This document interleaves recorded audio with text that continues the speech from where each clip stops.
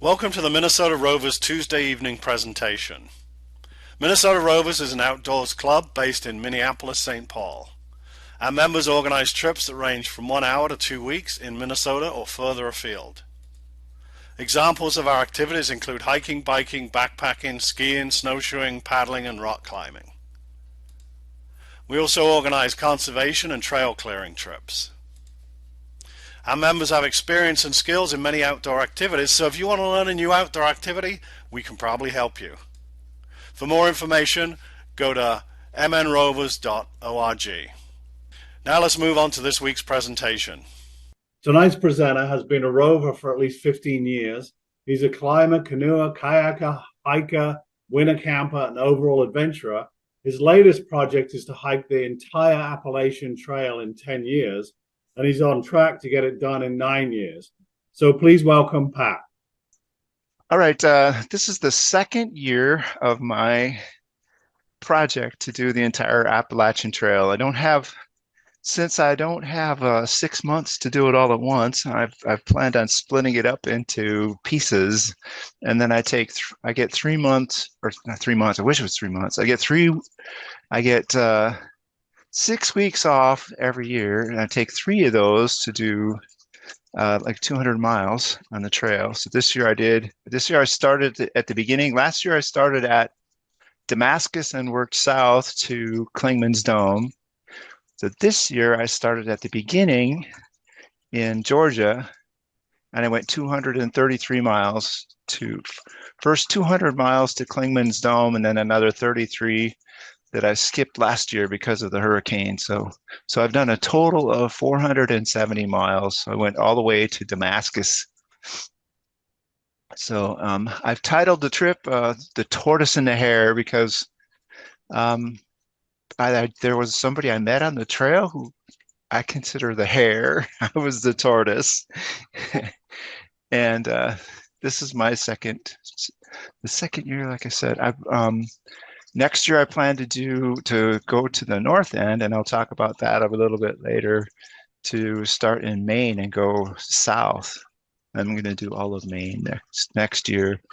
And then the year after that, I plan on doing New Hampshire, going north. And so I'm alternating north to south and then south to north. So then I'll do Virginia and then I'm going to do, I'm working my way through. So flip-flop, it's a multiple flip-flop. So here's an overview of what I'm going to talk about. I'm going to talk about gear planning and adjustments. I'm going to brush over a lot of this because I covered it. This is stuff that I've covered already last year, so I'm going to try. I'll just hit the high points. If you have any questions, if you maybe didn't see the presentation last year, have some questions, I'll answer those. And I did some adjustments on this trip, and we'll talk about that a little bit. So what changes to gear I had to do. Food preparation, what I do to prepare for all the meals for the trip, the navigation and logistics, and then I'll have a 4 slide decks, one for each of the sections that I did, and then I'll talk about my plans for next year. So for the gear planning, I have 8 categories. What you wear, the shelter and the sleep, so the tent and the sleeping bag and such.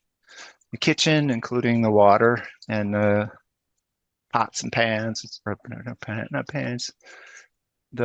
Just the pot and the cup and the stove, the toilet. So you need to have a shovel and such. The hygiene, the stuff you need to take care of yourself, electronics. So I have pretty much a bag for each of these. This is the spare clothes, and then things you need for an emergency. And I use lighter pack to plan all of the weight for the trip. And for lighter pack, here's what lighter pack looks like. Oh, distance share. Here it is. This is what lighter pack looks like. So I have My base weight is around 20 pounds without food and water. My gears list is a little different from this. I haven't updated this, but my total weight now is 20 pounds. And I've got a Lanshan 1 Pro tent, and I'll have a picture of the actual gear coming up. And then, yeah, here's the gear. This is the gear before the trip. Like I said, there were some adjustments. So this is what I had before the trip. Um, Key things here. This is my pack. These are the trekking poles.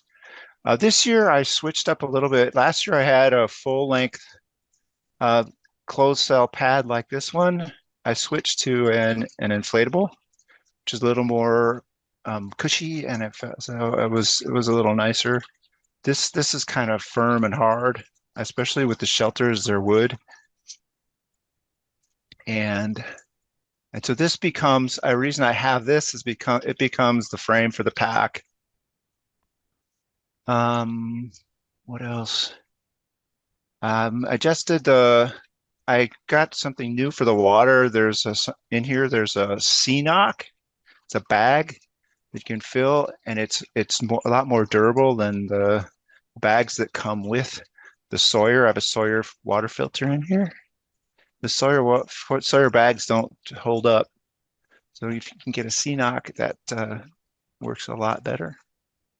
Last year I tried to use platypus bags, and they broke. When you squeeze them, they don't like to be squeezed. So this is the tent. Here's my spare clothes. Here's my pot cozy and a pot in there. I use a smart water bottle, and I've got a hose connected to this to fill it. And then here's the sleeping bag. I didn't actually bring this GPS, and I probably should have, because I had some battery issues with my phone. Would have been nice to have had this, and I could have used it. And I'm going to talk about the battery issues later. The hygiene here is electronics. I have a battery pack in here that I use to charge my phone and my headlamp. And I had a little bit of trouble with that. Talk about that later. Here's my gear repair bag. I've got keep spare stuff to repair gear, and then my compass is in here in case there's an emergency. This is the first aid kit, and then I keep a journal and my Bible in here. And this would be the clothes that I wear. All of this goes into a duffel that goes on the plane, and the duffel then gets mailed to the end of the trip. So I had my sister mail it for me.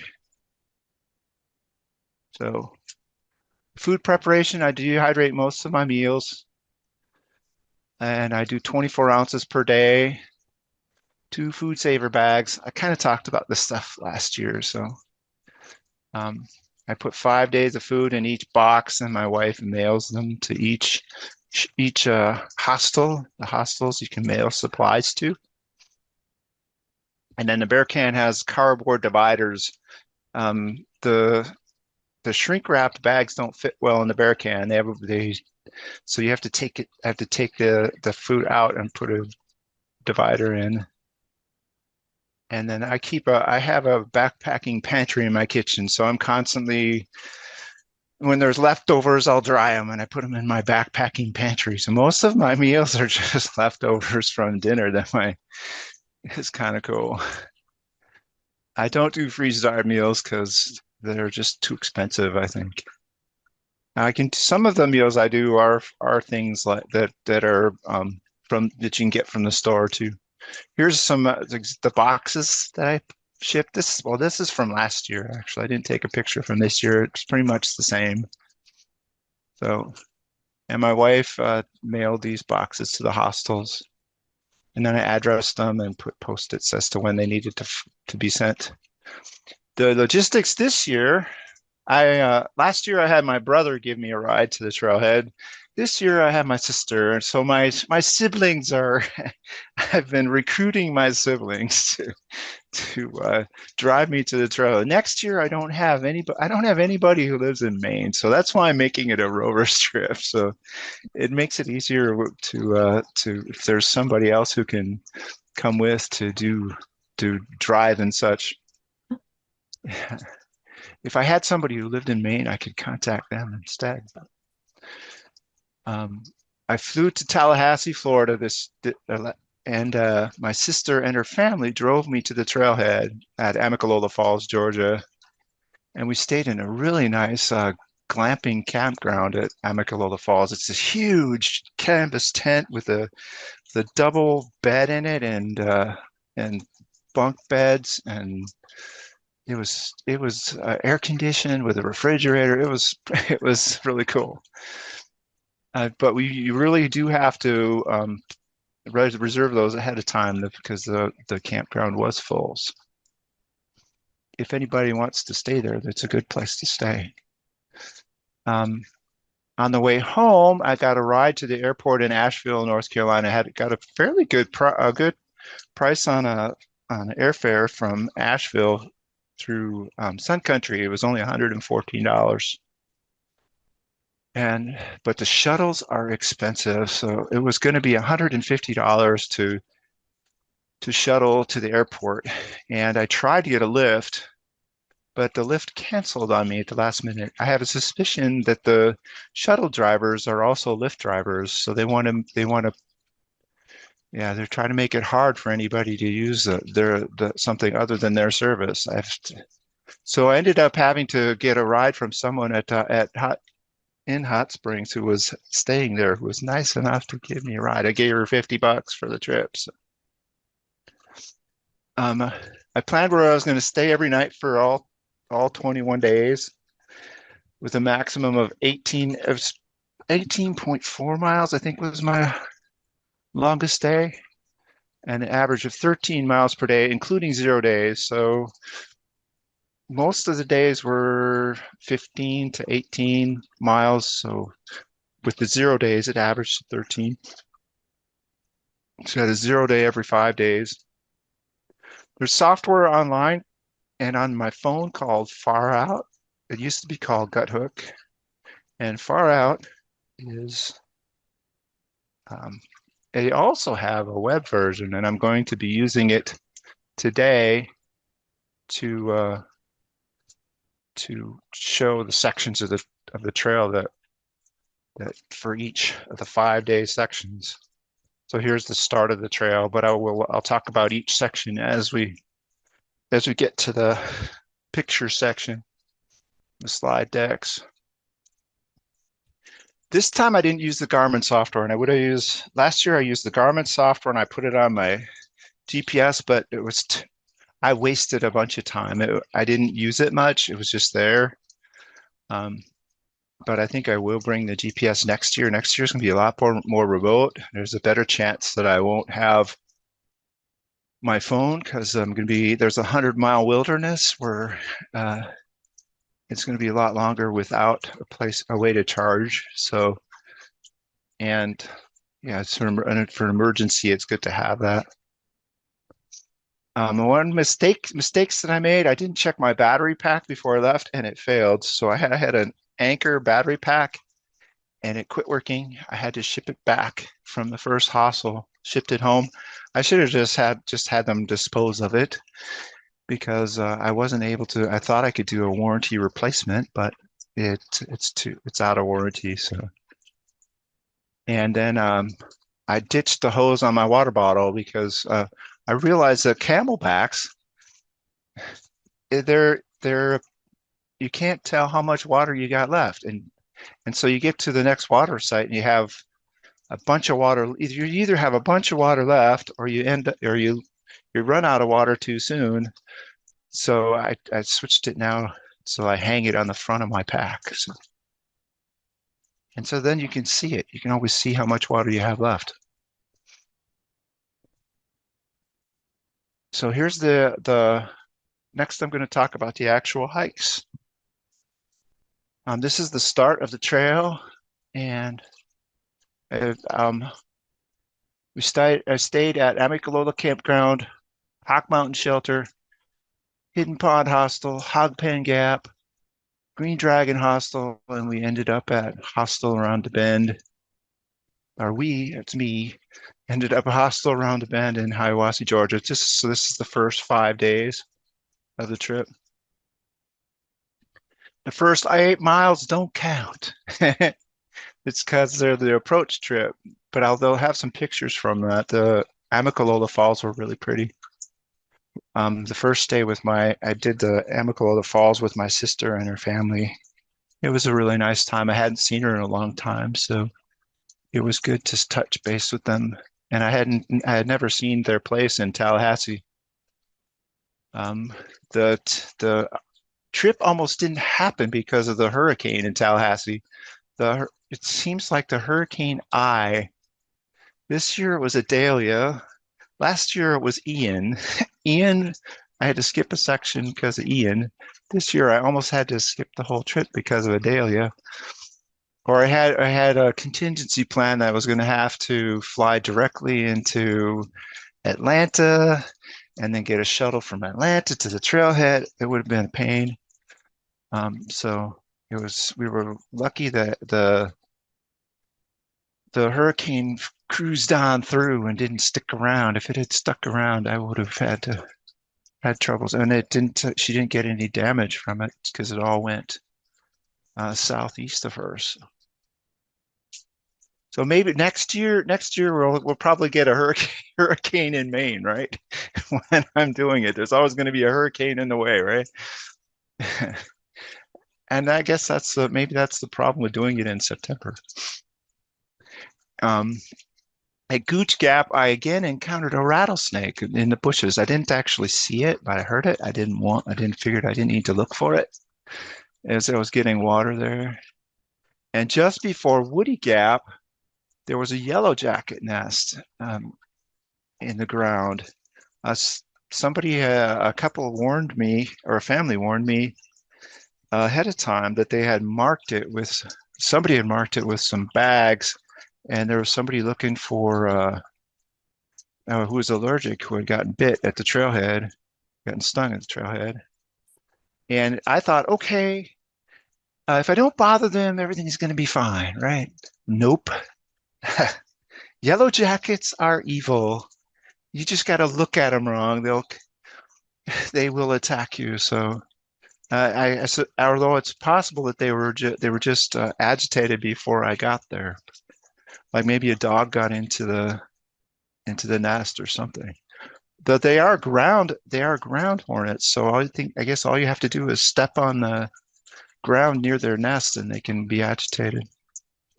I did have a blister on my foot at Green Dragon Hostel, and then I took care of that later by changing my shoes. That was at the next hostel. I was able to get they were an outfitter. I got a new pair of shoes. I'll talk about that later.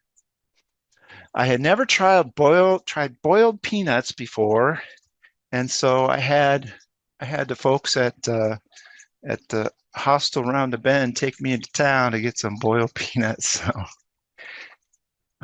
they are very salty. They were good, I guess. I can say I did that now. The first 5 days was 69.2 miles total to Woody Gap. Oh, I got to get the pictures. Let's go to the pictures now. Here we go. Here's the pictures. Oh, I'll bring up the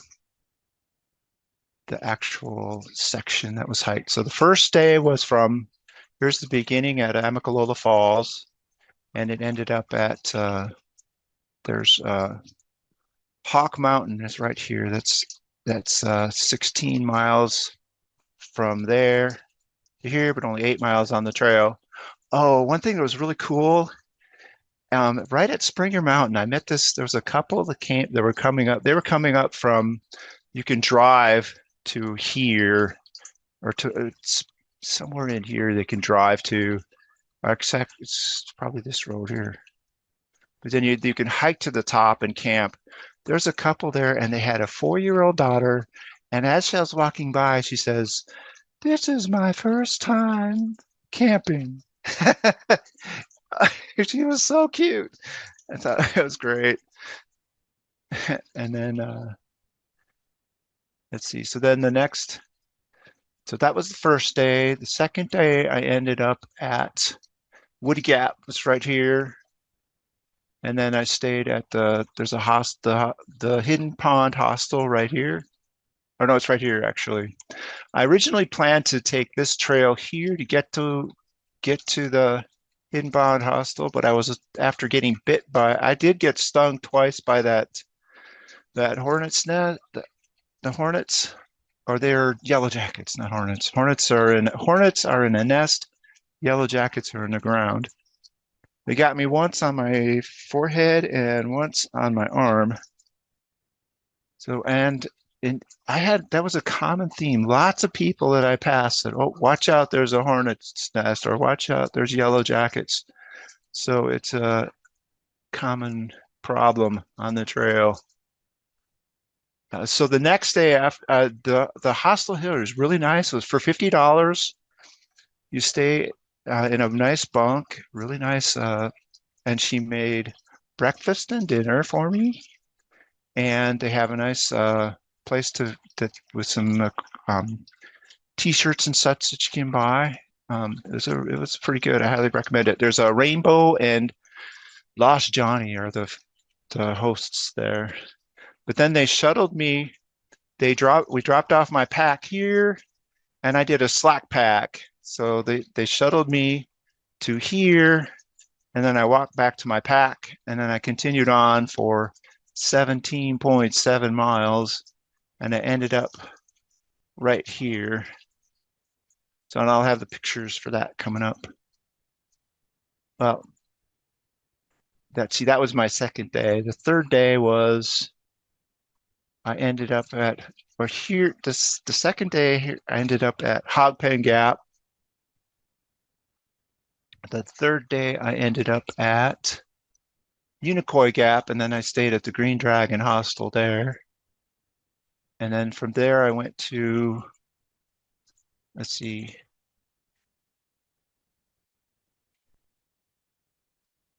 From there I stopped at,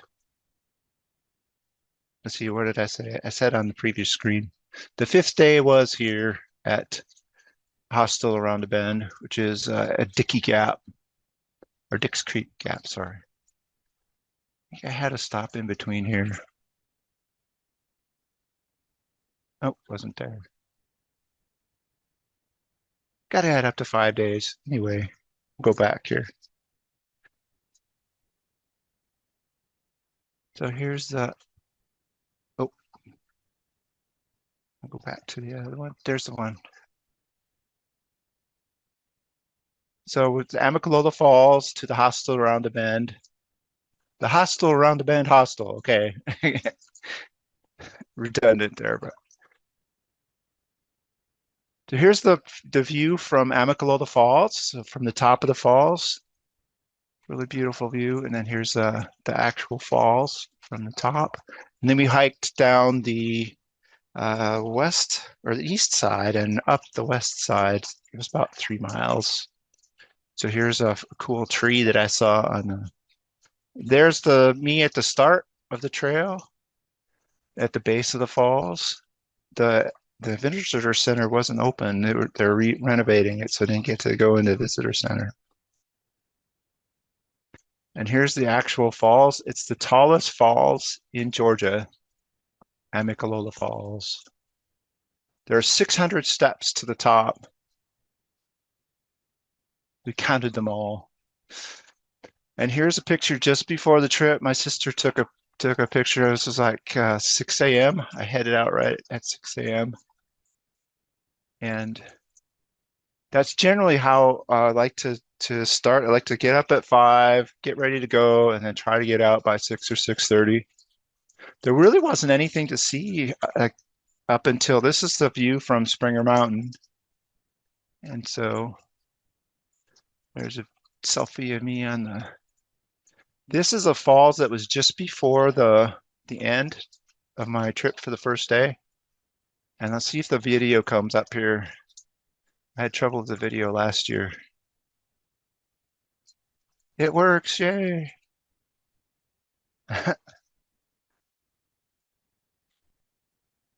So this is a falls just before the Long Creek Falls.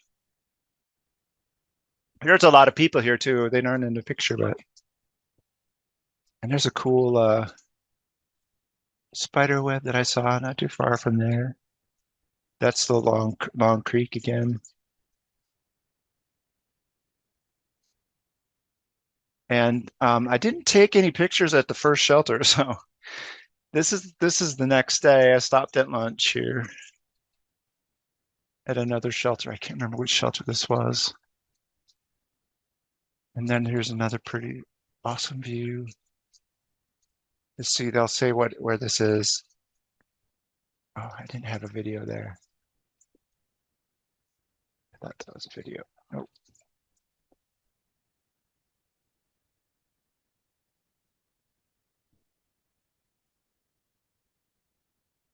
So anywhere where there's pretty much anywhere here, I only took pictures where, of course, there was a view. So there's a lot. Most of the time, you're walking through the trees. So any place here along here where there's a camera would have been a place where I took a picture here.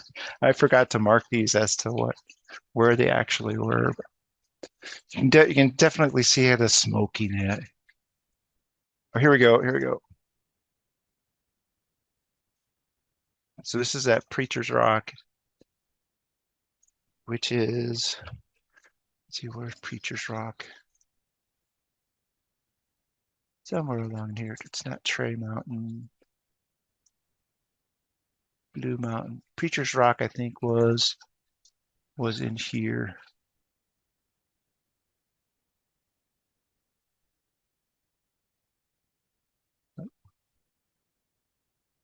Oh, go to the next one. So that's another view from Preacher's Rock. And this is just before I got to Blood Mountain. I took a picture to illustrate the green tunnel. There you go. There's the green tunnel. The trail gets the nickname, the green tunnel. So you can see that here. And this is a picture. This is a view from Blood Mountain, which is just before Neal's Gap.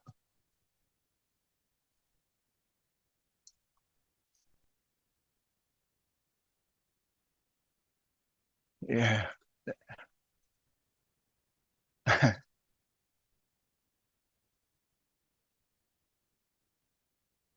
So yeah, there's the shelter on the top of Blood Mountain. Amazing how they must have used mules or something to get everything up here. And Blood Mountain is where, if you've seen Cocaine Bear, that's where they filmed it. And I know they did not film it up here because nowhere in the movie did they must have been down below. They didn't bring any film equipment up here. There's no way.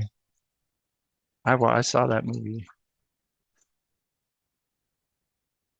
So here's a panorama short a little ways from there. There's a view that's a little better even than the top. So there's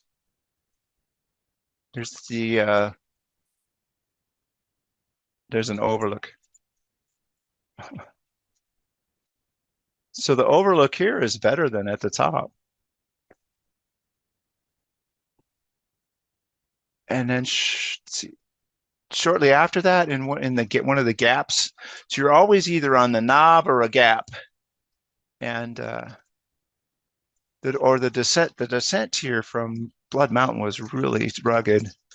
But here's one of the gaps, the flat rock gap. There's only two little spots where this rock is balancing on the other rock. It's pretty cool.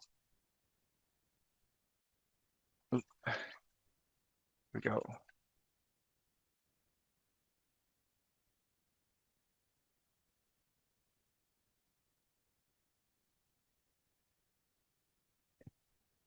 It's amazing.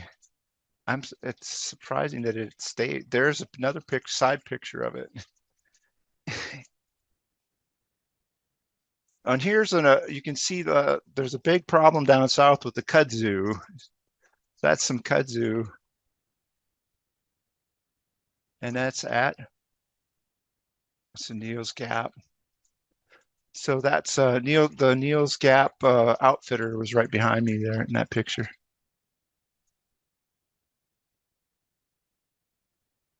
I'm going to cruise through these a little bit because I'm using too much time here. What did it say? That was Rocky Top, right?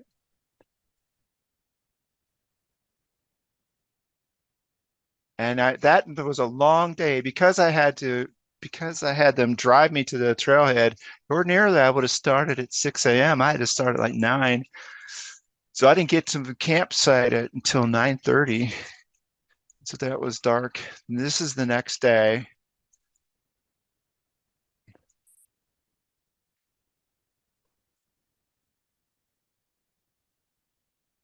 Okay, this is Rocky Mountain.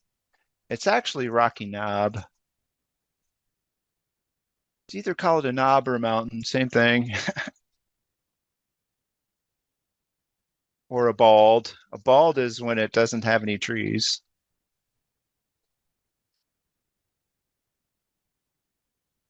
Ah, it's pretty views.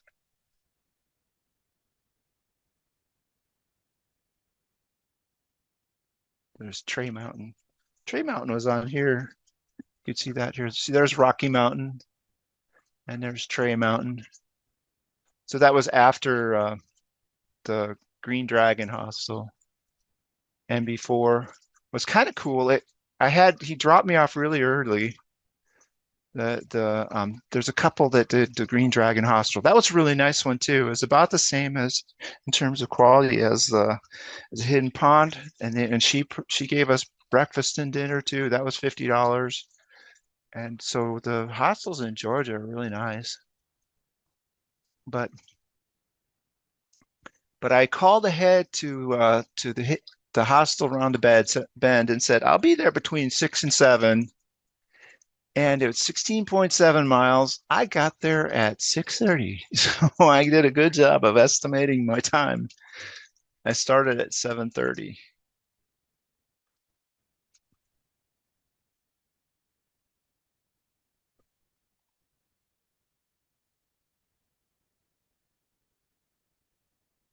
Mhm.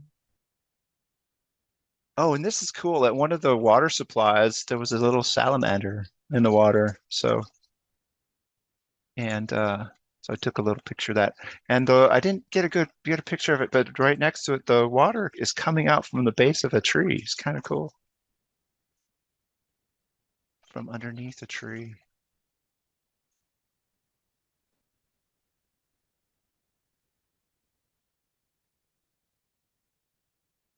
And there's my boiled peanuts. So, and you pretty much go to any gas station, you get your boiled peanuts. Silly me, I've had to have my boiled peanuts.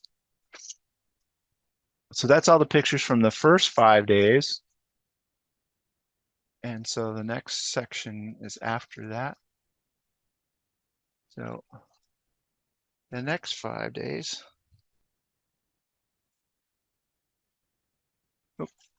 So here's the picture or the driveway to get to the hospital around the bend.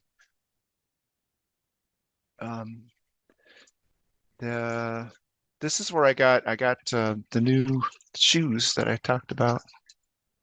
I switched to trail runners and they were a lot better. I like them a lot better. I'll be doing those from now on. Trail runners are a lot lighter and they're more comfortable, and I feel like I could hike forever in them. So I stayed at the hostel around the bend, Standing Indian Shelter, the Long Branch Shelter, the Waya Shelter, and then NOC, Nantahala Outdoor Center, and then Stokoa Wolf Creek Hostel was at the end of this 5-day stretch. I took a 0-day here to rest up, and they took me to town, stopped at a restaurant. Got my boiled peanuts. At Plum Orchard Gap, I met Waterboy, and he's the hare in the Tortoise and the Hare. It's funny because we always ended up the day at the same shelter. He just got there before me because I was the tortoise. So I'd get there, a few hours after he did. So, and what's funny is I met him here. He was coming out of Plum Orchard Gap shelter, and I asked him, "What's your trail name?" He said, Waterboy, and he kept on going.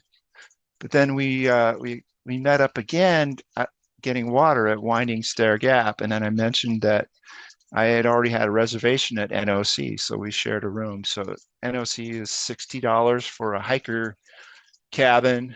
We split the cost, and it's $60 and all you get is a room. So get this, the hostels in Georgia, you get for $50, you get 2 meals and a bunk. At NOC, all you get is a room for $60, and you got to pay $7 to wash the clothes. Washing the clothes is free at the ones in Georgia. So I would skip NOC if I did it again. I'd stay at the shelter before it and maybe just do the laundry and go move on. But I guess I hear the hotel at NOC is a lot better, but that's going to cost more. You have to pay a lot more for that. They do have a full outfitter there too, though. So I did get a carabiner to clip my water bottle to my backpack to replace the hose stuff. So this is 81.4 miles this section, so a total of 150.6 up until Stokoa Wolf Creek. And here's the pictures from this section. How are we doing for time? Ooh, we're already 37 minutes.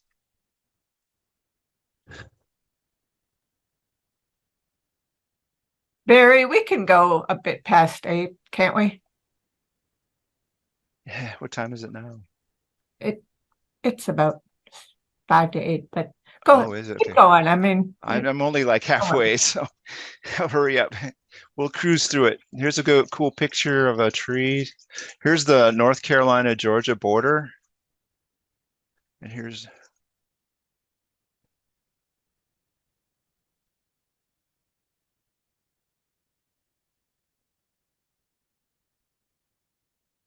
so then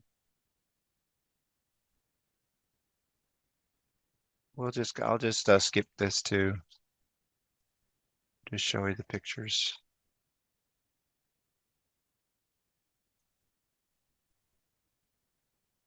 The standing Indian.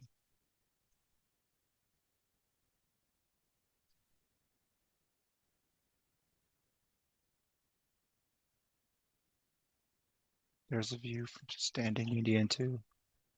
A little bit further on.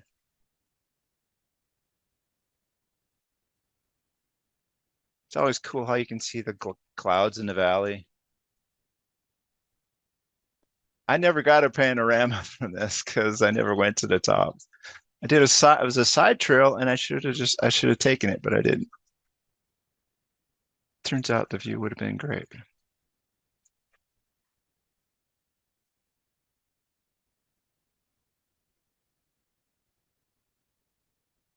That's awesome.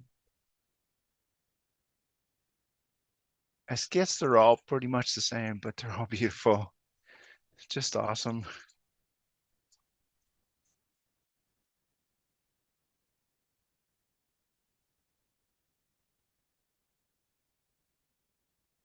And it started raining. This was where it got really nasty. The Albert Mountain was not fun. If I could have skipped that section, I would have. At the end of the day, when I did Albert Mountain, I was ready to quit. But spent the night at Long Branch Shelter, and the next morning I felt fine. So it's amazing how that happens. Just a full night's sleep can just change your whole outlook. It's incredible.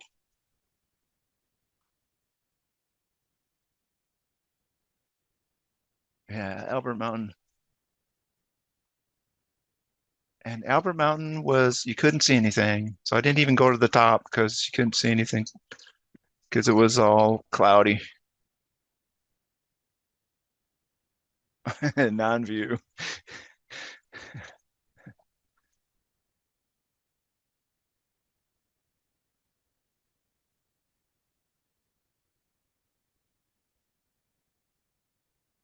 Yep. That was a nasty section. This is the next day. I stopped at the Long Branch shelter and I had to hang all my stuff to dry but yeah, everything was different the next day. It was still kind of cloudy.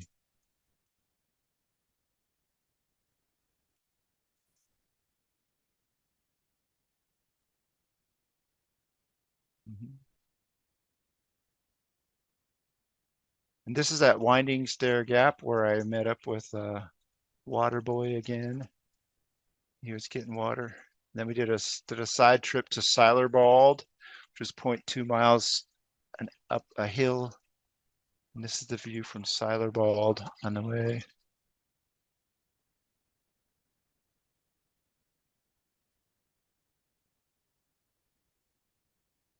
So I was going to leave my pack there, but there was a guy.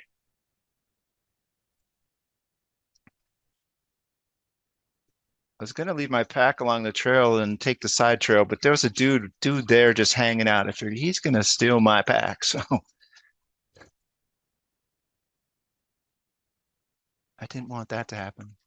This is not too far from the end of that day, end of one of the days at Wyabald, and looks like a shelter, but people did use it as a shelter, but it's not. You're not supposed to stay here. The actual shelter is further on. Some people do, but here's the view from the top of Wyabald. I took a panorama, or the Wyabald Tower.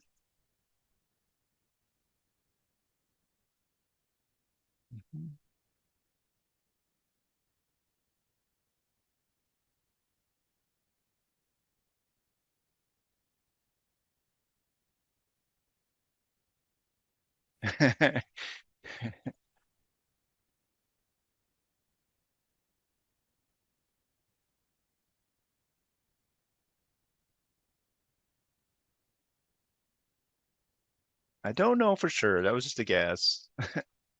Can't tell. It could have been something else, but you never know.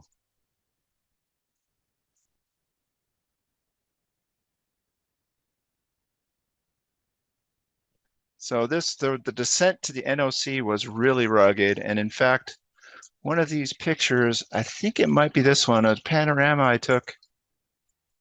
This picture, or this one here, I'm standing on a cliff.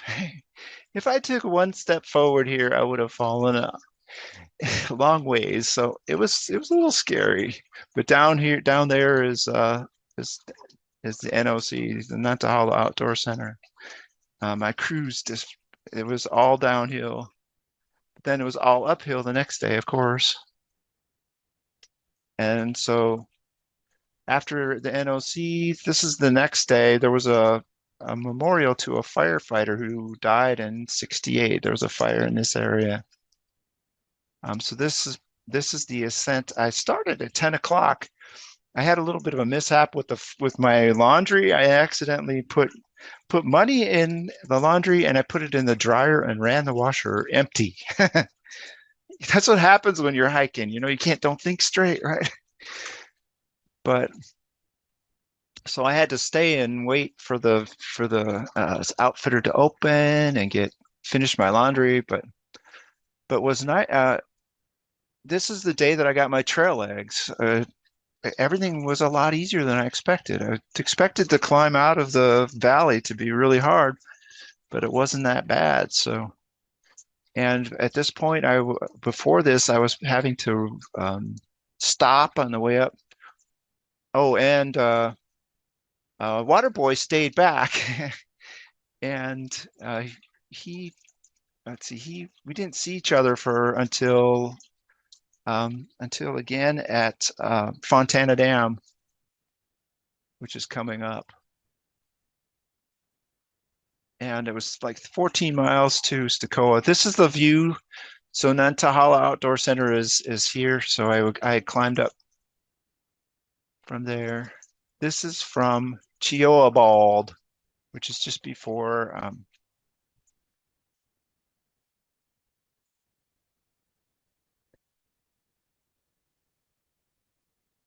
and so I had like 6 more miles to go here, or no, 5 more miles to go. Yeah, there we go. And so that was the next section. This is the section.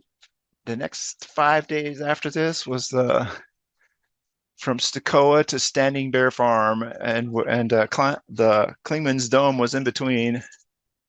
So I spent a 0 day here. I just kind of hung out in this house that is the Stokoe Wolf Creek Hostel. And I stayed at the Fontana Dam Shelter, Russell Field Shelter, the Derrick Knob Shelter, Double Spring Gap Shelter, and then I hitchhiked to Standing Bear Farm. It's my first time ever hitchhiking, so it was an adventure. Took a 0 day at Wolf Creek, and Lonnie took me to. I didn't know that Dollar Generals were grocery stores in North Carolina. They're grocery stores. Don't have grocery stores that are Dollar Generals in Minnesota. The Fontana Dam is nicknamed the Fontana Hilton because it sleeps 23 and has showers. At the Derrick Knob Shelter, I got lost in the fog on the way to getting water in the middle of the night. It was scary. I had to sit. I was going to wait till the sun came up, and but I kind of saw a light over the hill, and the shelter was right there. I was never only more than 40 yards from the shelter, so.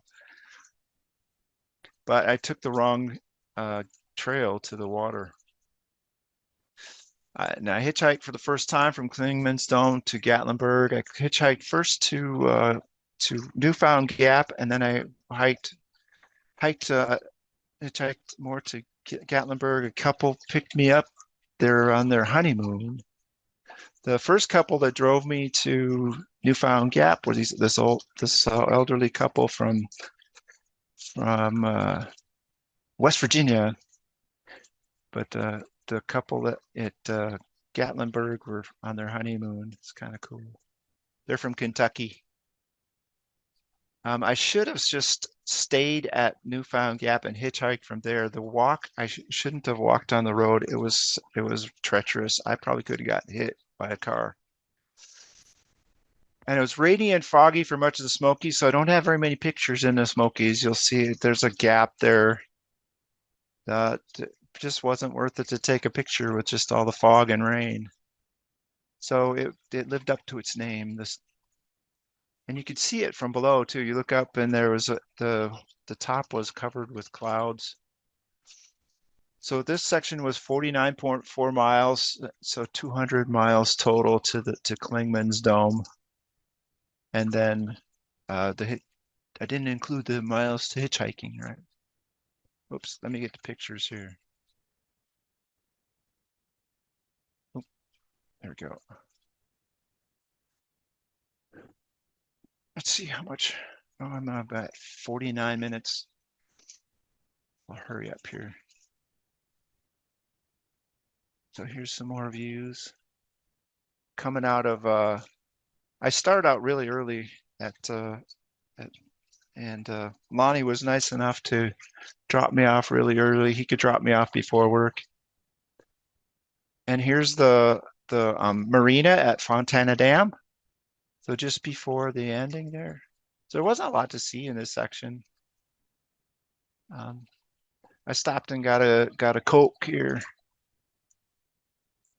And here's the Fontana Hilton, the really nice shelter. There's a bunch of beds in here. I mistakenly thought that the shower was in here, but it's not. It's there's a building up the road from here on the way to the dam. So I say that in here. Oops. Let's see.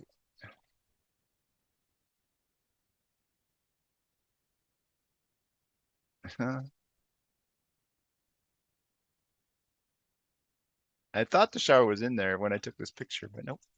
And not just on the other side here, there's a solar charger for your phone or for any electronic equipment. You just plug it right in there. And there's a path that leads down to the lake if you want to go swimming. So really nice. And guess who walked up and had met me here was Waterboy. Waterboy showed up. He had hitchhiked to town, and he tried to hitchhike back and had to walk the whole way. So he was pretty tired. He was like, I think he's probably, well, he came up after this picture, and he had to nap on one of the picnic tables. So then the next day I started out from Fontana Dam. The Fontana shelter is right on the other side over here. So I walked across the dam really early, and this is just at sunrise. And then here's the view from just before water tower in the Smokies, the first water tower that you come to in the Smokies. It was still a little bit clear here, but then it was cloudy afterwards. Yeah, the Shuckstack Tower, but there wasn't anything to see from Shuckstack Tower because it was all cloudy. I didn't take a picture there. And then I think this is the next day even. I didn't take any pictures up until this point. This is where I just got an opening in the clouds to take a picture. I stayed at Russell Field before that.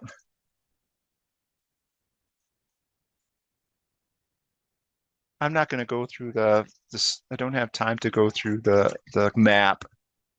I'll just go through the pictures. And see, I stayed at Russell Field, Derrick Knob, and then the Double Spring Gap Shelter. And it was only 3 miles to the top after that to Clingman's Dome. And here's the picture from Clingman's Dome. I tried to do a panorama, it kind of cut out, so this is a half panorama. Kind of cool. So then I hitchhiked to Standing Bear Farm. It would have been $115 to shuttle directly from Clingman's Dome. It was $90 to shuttle from Gatlinburg. So I got a hitchhike to Gatlinburg, saved me some money, right? I think it was even more than that. I think it was 150 hike to shuttle from Clingman's Dome. They are just gouging. They gouge you if you want to do that stuff. So I stayed at Standing Bear Farm. So this is the last section of the hike, was only 33.1 miles. And I took a 0 day at Standing Bear and stayed at the Roaring Fork shelter after that, Laughing Heart Hostel and Sunny Bank Inn. These Laughing Heart Hostel and Sunny Bank Inn are in Hot Springs. And at Painter's Branch, coming out of Standing Bear Farm, I saw a baby bear cub. The mother had obviously exited the trail and the baby was running to catch up with her. So I didn't get a chance to take a picture. It was at the other end of one of those green tunnels. But Max Patch, if you ever get a chance, Max Patch is a beautiful place to go, and you can drive up to it if you're in the Appalachians, and it's an area where I think it was cleared by farmers, and so you can see for a long ways. I'll have some pictures coming up. Laughing Heart Hostel used to be a Jesuit monk retreat in Hot Springs. And Sunnybank Inn is the oldest house still standing in Hot Springs. And I have some pictures of that coming up too. At Sunnybank Inn, we were getting unpacked, and I say we because again, Waterboy showed up at Standing Bear Farm again. We separated. We were camping together at Russell Field. He went on further to Double Spring, and he kept on going. He hiked all the way, so he didn't do the hitchhiking like I did. But then he showed up at Standing Bear Farm the next day. I'm on my 0 day. So then we hiked together and stayed together at Roaring Fork Shelter, and then we shared. I had to help him because his credit card was hacked, and so I had to. He was reimbursing me for stuff on Venmo. So I tried to schedule a lift to the airport, but the driver canceled on me last time. I think I mentioned at the last minute. I think I mentioned that before. The Ghostbusters at Sunnybank Inn, these Ghostbusters show up. They call themselves Spectre detectors, but they left me they left a phone number to call in case we saw anything. We didn't have to call them in case any ghosts, appeared. When there's an old house, people think there are ghosts. And it was funny. The owner of the hostel is named Elmer. He called them just a bunch of loonies. If there are any ghosts, he would know, because he lives there. So, so the total then was 231 miles, 233.1 miles, and 470 miles total for the whole trip. Let me get the pictures quick. There aren't as many in this one, so we're almost done here. So the first day out, or the first day out from Standing Bear Farm, there's a radar tower. It's kind of cool. At the top of the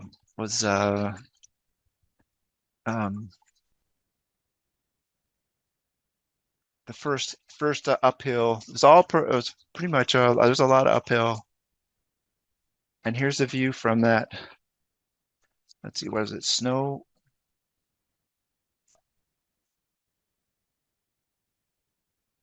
I skipped a bunch of this here.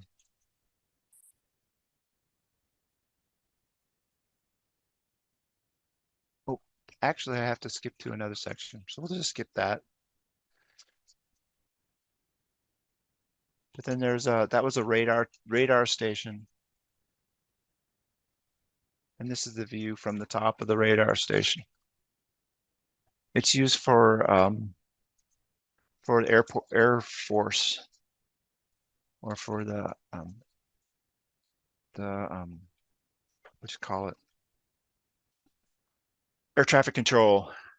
So that would be giving them a radar of planes as they come in. This is the view from Max Patch. Just a beautiful view. And there's I missed it, but somebody told me there's berries here. The guys who stayed with me at the shelter. And of course, Waterboy was coming up after me. And this stretch, he spent a lot more time up here than I did, so he showed up after I did at the shelter.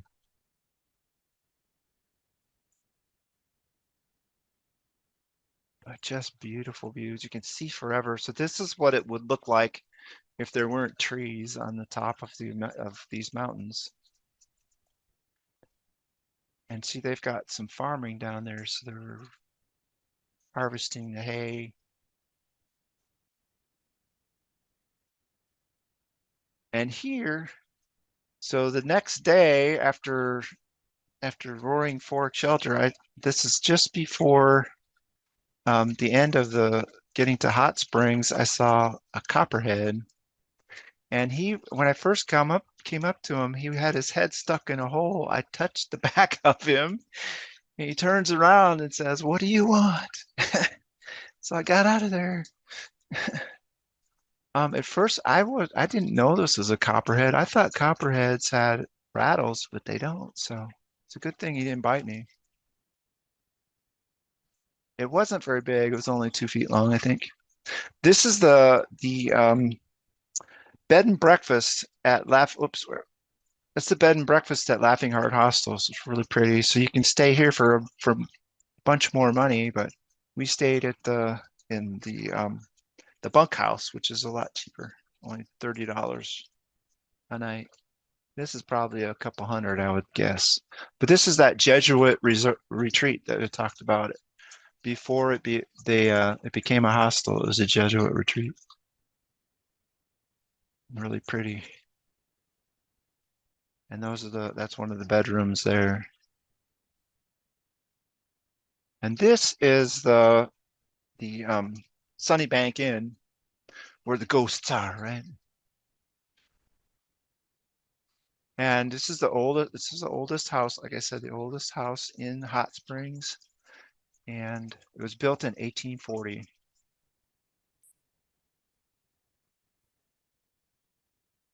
Really cool. It was $60 for the room, and so Waterboy and I split the cost of the room, and we stayed in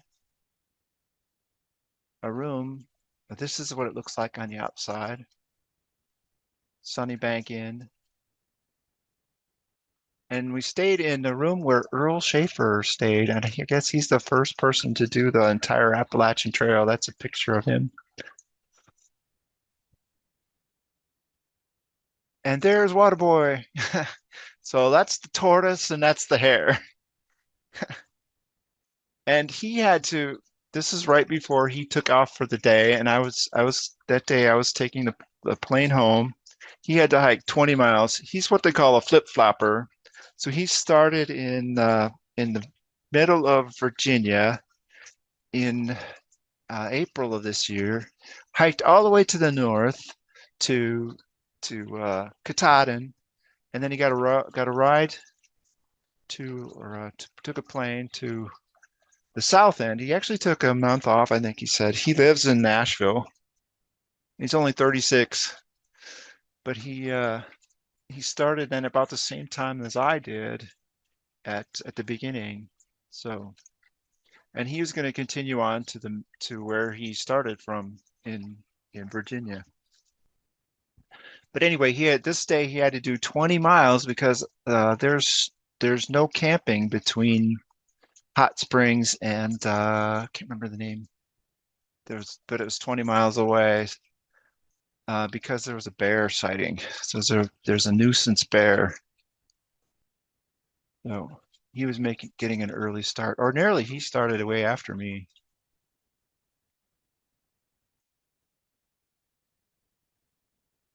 But that's the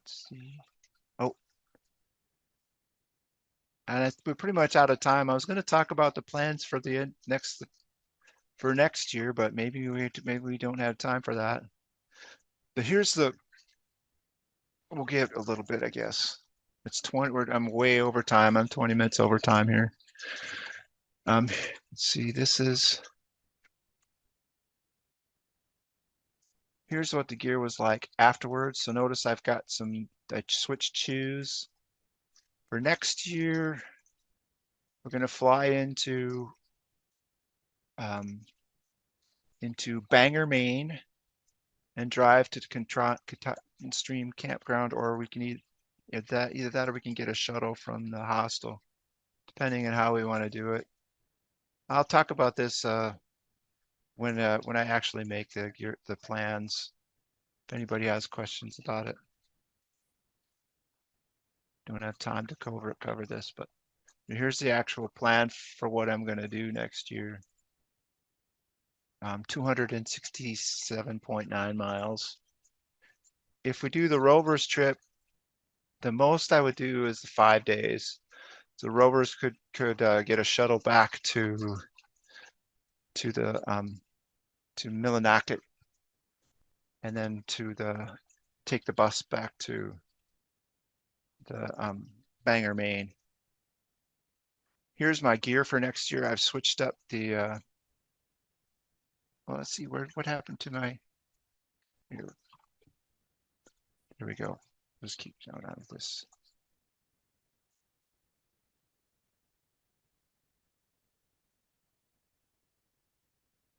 over here. So I switched up the pack. So next year I'm going to have a G4. My pack was done. It was all worn out. So, and my shoes too. So I've got new trail runners. These are a lot better, a lot lighter and more comfortable. My trekking poles, I broke the tip on one of them and they were bent. So I decided I needed new trekking poles. I replaced those the next year. I've also got a slightly different setup with the water filter. I've got an attachment that attaches right to my C-Knock. I'm ditching the bear can because the bear can doesn't fit in my new pack. So I'm going to be hanging the pack instead. So, and now the rest is pretty much the same. So any questions? Sorry I went over. But... Yeah, Pat, I'm wondering, what is your trail name? Oh, it's Desperado. Desperado. Yeah. Bueno. Yeah, there's a